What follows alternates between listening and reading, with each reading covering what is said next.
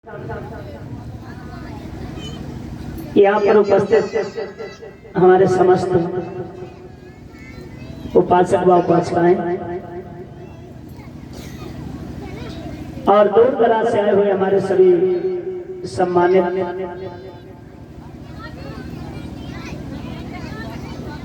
बाबा साहब और भगवान बुद्ध को मानने वाले सभी धम्म अनुयायियों को सर्वप्रथम हमारी तरफ से नमो बुद्धाय, जय भीम, जय मौन निवासी और जय संविधान। आज एक छोटे से विषय पर हम बात करना चाहेंगे। जेएस वीडियो के माध्यम से आप लोग देखेंगे और सुनेंगे, और जितने भी लोग हमारे यूट्यूब चैनल को हमें सुनते हैं, मैं सभी लोगों को बहुत बहुत साधुवाद देना चाहेंगे। आज 2 मिनट के लिए हम एक टॉपिक पर बात करना चाहेंगे जिसका विषय होगा परम पूज्य बाबा साहब डॉक्टर भीमराव अंबेडकर और विश्व को शांति का संदेश देने वाले अराहित सम्मानित संबुद्ध भगवान तथागत गौतम बुद्ध के बारे में, क्योंकि बड़ा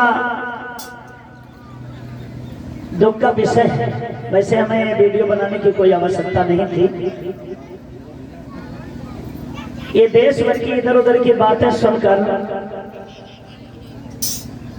ये वीडियो हम आपको आपके पास तक पहुंचाने जा रहे हैं।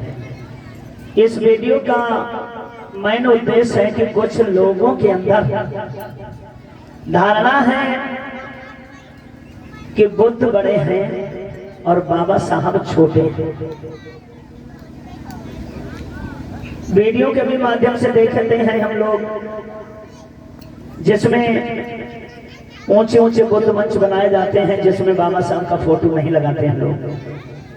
कई कई कथाएं होती हैं जिसमें भगवान बुद्ध का जयकारा लगता है, बुद्ध कथाएं होती हैं, लेकिन परम पूज्य बाबा साहब डॉक्टर भीमराव अंबेडकर का ना जयकारा लगाया जाता है और ना ही उनका मान सम्मान किया जाता है।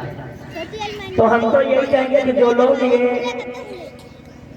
कार्य कर रहे हैं वो लोग कथावाचक नहीं, वो जातिकता के तौर पर कथाएं करते हैं, जबकि अपने को बुद्धवादी भी कहते हैं। तो जो लोग अगर बाबा साहब के साथ में गलत सोच रहे हैं, पहली बात तो मैं उनसे कहना चाहूंगा कि वो बुद्धवादी हो ही नहीं सकते।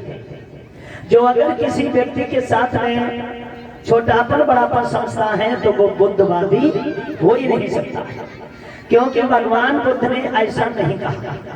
बुद्ध ने अपने शब्दों में कहा है कि मानव मानव एक है। तो बुद्ध ने जब मानवतावादी का संदेश दिया तो आज हम लोग अगर छोटापन बड़ापन कर रहे हैं तो हमारी सबसे बड़ी गद्दारी है। हमें ये नहीं करना चाहिए, क्योंकि हमारे लिए भगवान बुद्ध, बाबा साहब डॉक्टर भीमराव अंबेडकर और इस एससी ओबीसी एसटी में जितने भी जन्मे महापुरुष, मैं सबका आदर और सत्कार करता हूं, क्योंकि इस देश को बचाने में सभी लोगों ने बड़ा भरकस प्रयोग किया। और उन्हीं महापुरुषों के बारे में हम गलत टिप्पणियां करें, गलत शब्दों का प्रयोग करें तो ये किसी कथावाचक को शोभा नहीं देता। आप देख रहे होंगे कि जो अपने समाज के कथावाचक हैं वो बाबा साहब से ज्यादा भगवान बुद्ध को उपाधि देते हैं। देखा होगा आप, हमको भी देख रहे हैं। आज कथा का 5वां दिन है, हम भी जयकारा भगवान बुद्ध से शुरुआत करते हैं, वंदना बुद्ध से शुरुआत करते हैं, कथाएं भी भगवान बुद्ध की करते हैं। लेकिन कुछ लोग ऐसे हैं जिनका खैर में नाम नहीं लूंगा। समझने वाले इस बात से भी समझते हैं, जब सोशल मीडिया पर ये वीडियो जाएगा तब भी लोग जान जाएंगे कि मैं क्या कहना चाह रहा हूं। अब इस बात का पहले आज बहम निकाल दीजिए कि बुद्ध बड़े हैं या बाबा साहब बड़े हैं। इस बात पर थोड़ा विचार ढंग से करेंगे। देखो, मैं पहले से ही बता रहा हूं, हमारी नजरों में बुद्ध और बाबा साहब की वरीयता एक बराबर है। और जो लोग भगवान बुद्ध को बड़ा और अम्बेडकर को छोटा समझ रहे हैं, खास तौर पर हम उनके लिए वीडियो भेज रहा हूं।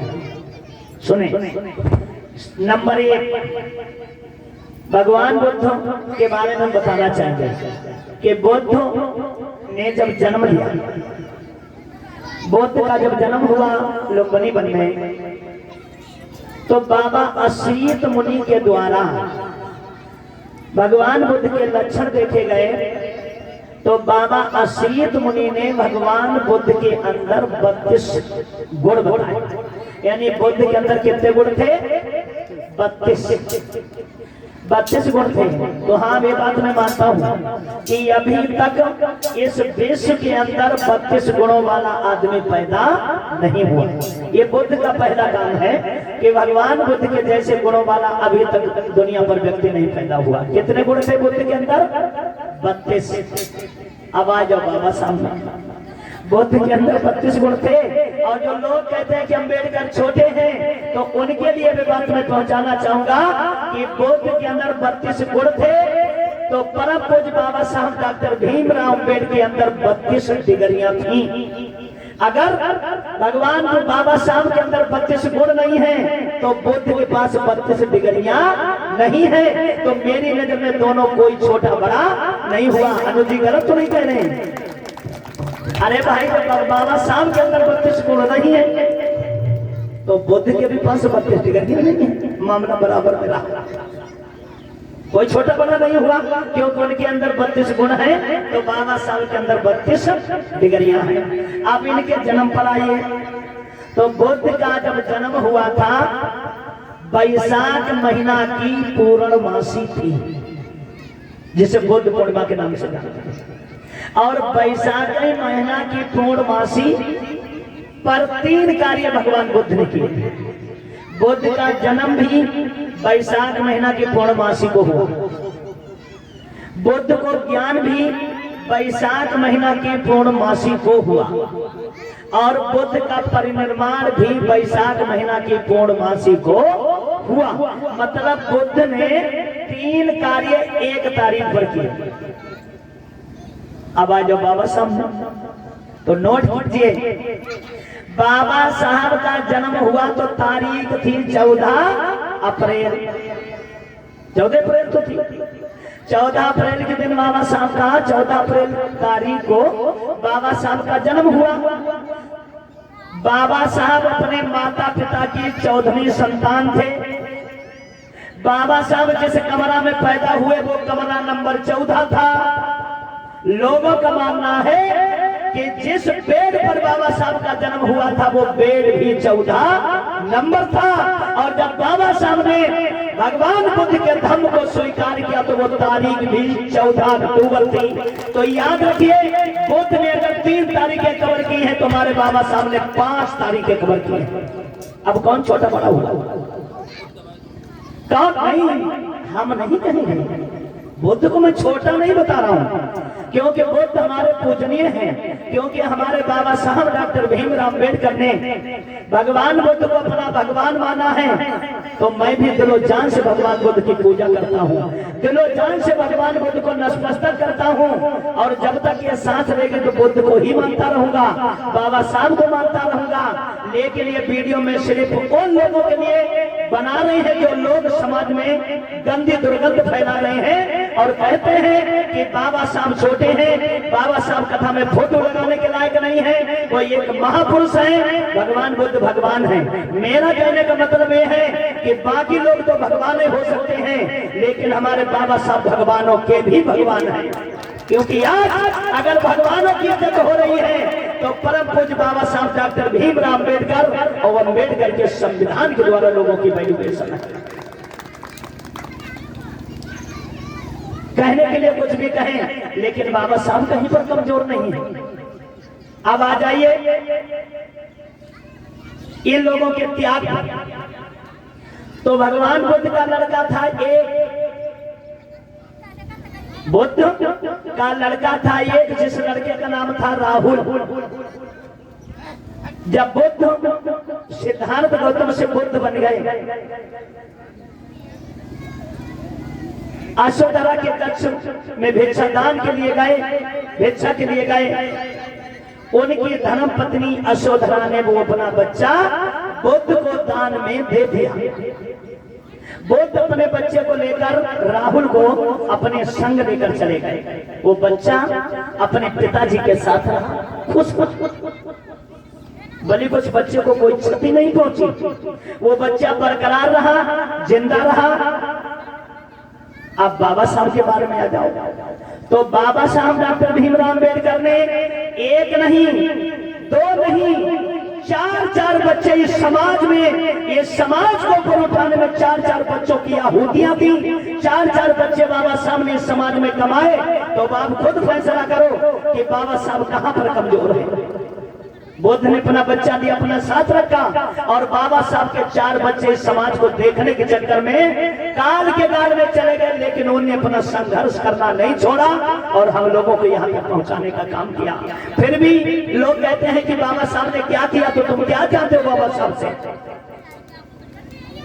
मैं किसी महापुरुष की बुराई नहीं कर रहा हूँ, और ना मेरा ये वीडियो इसलिए मैं बना रहा हूँ कि किसी को क्षति पहुंचे।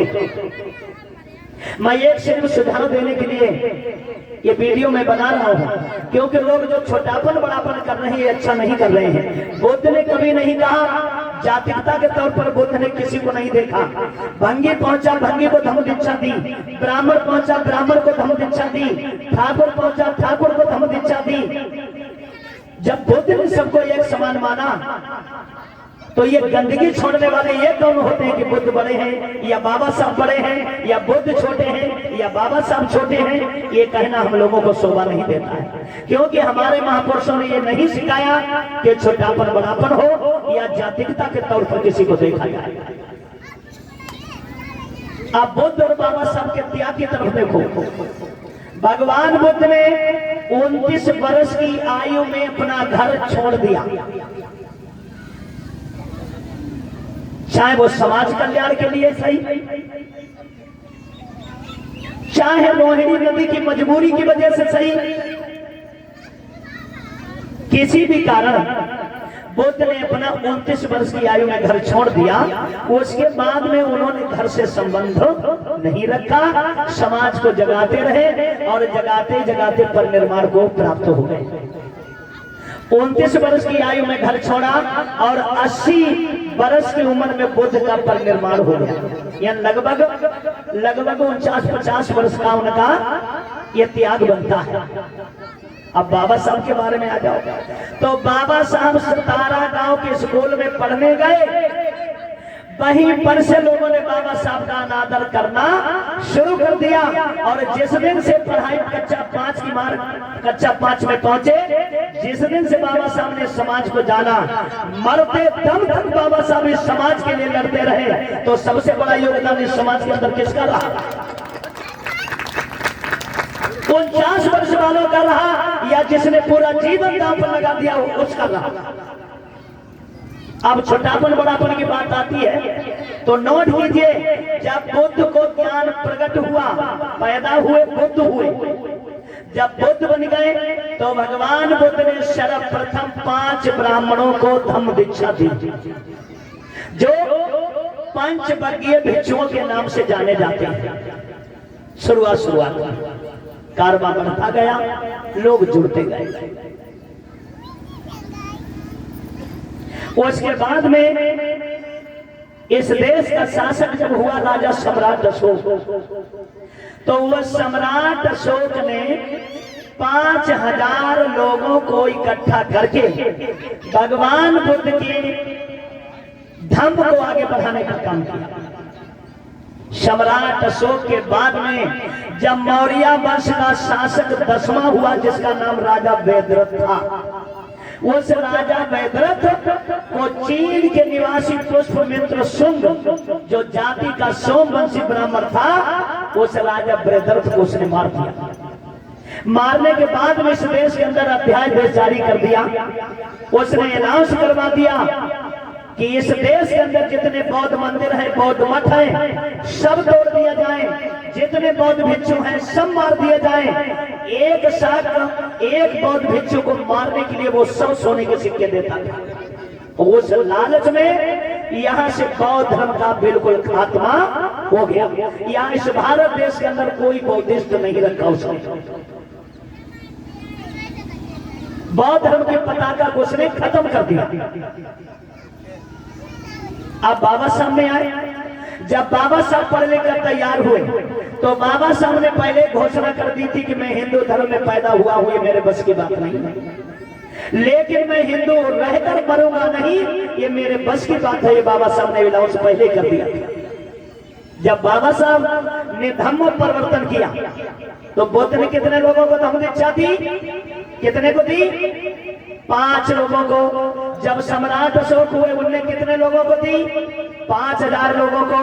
और जब बाबा साहब ने बौद्ध धर्म स्वीकार किया तो रिकॉर्ड है बाबा साहब का कि 10 लाख लोगों को इकट्ठा करके नागरपुर की पावन सरजमी पर बाबा साहब ने 10 लाख लोगों को बौद्धिस्ट बनाने का काम किया। कहां पर बाबा साहब छोटे हैं? अगर मेरी बात आप लोगों को सभी को अच्छी लग रही हो तो हमारे वीडियो को लाइक और कमेंट जरूर करें। अगर इसमें कोई त्रुटि अगर आपको मालूम पड़ती है तो कमेंट करके हमें बताइएगा, हम उसका भी आपको जवाब देने के लिए तैयार हैं। तो मेरी हाथ जोड़कर गुजारिश है कि अगर जो जातिकता के तौर पर कथावाचक अगर कथावाचकी कर रहा है तो मैं तो यही समझूंगा कि वो समाज को कुछ बांट नहीं रहा है, सिर्फ गंदगी फेंक रहा है। क्योंकि जब बाबा साहब कहीं पर कमजोर नहीं, अरे हम लोग छोटापन बड़ापन नहीं करते हैं। बुद्ध ने छोटापन बड़ापन नहीं दिखाया, बाबा साहब ने किसी को छोटा बड़ा नहीं कहा, तो भैया तुम कहने वाले कौन हो गए? क्या पढ़ा है तुमने बुद्ध के बारे में? तुम सिर्फ कह सकते हो कि हम बुद्धवादी हैं, लेकिन बुद्ध की परछाई भी तुम्हारे ऊपर नहीं है अगर जब तुम जातिकता से बात करते हो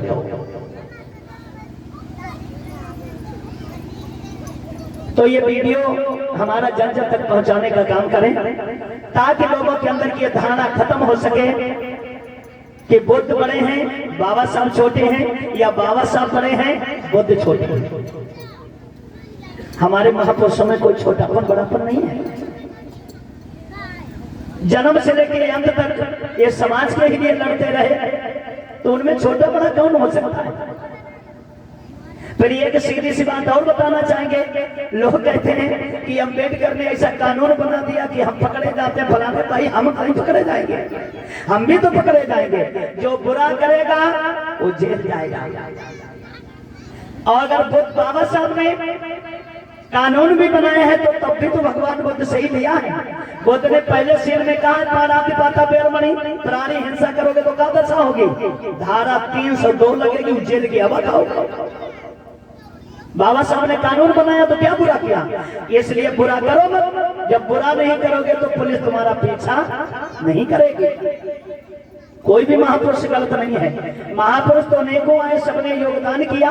अब हम लोग कहने लगे कि एक ने योगदान किया बाकी ने नहीं योगदान किया, तो हमारा कहना गलत है, लेकिन ये सत्य है।